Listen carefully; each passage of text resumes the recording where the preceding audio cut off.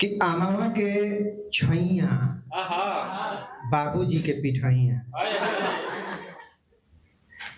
Bhojpuri is not too difficult to understand. It's a broken language of Hindi. अमवा के छैया बाबूजी के पिठैया, धुरिया में लोट लोट खेलत रहे गौरैया। अमवा के छैया बाबूजी के पिठैया, धुरिया में लोट लोट खेलत रहे गौरैया। पीपरा के डढ़िया बाबूजी के खैनी, पीपरा के डढ़िया बाबूजी के खैनी, आ सुनात ने के हज हज भुला गोइल मैनी।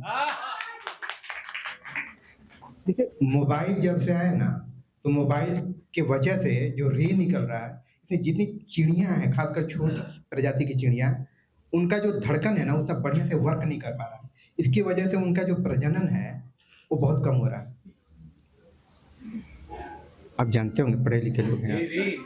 पक्षियों की पीपरा के डढ़िया बाबूजी के खैनी, सुनात ने के हज हज भुला गोइल मैनी। तो खटिया के पौआ कटोरिया में दूध रोटी खात रहे बउआ। खटिया के पौआ कटोरिया में दूध रोटी खात रहे बउआ, आ लौकत निके दूर दूर सोच कहाँ गोइल कौआ।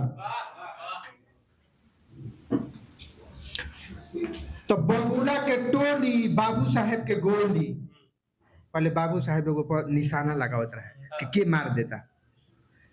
तो बबूला के टोली बाबू साहेब के गोली, सुनात नहीं खे का है अब कोयलर के बोली। बहुत सुंदर।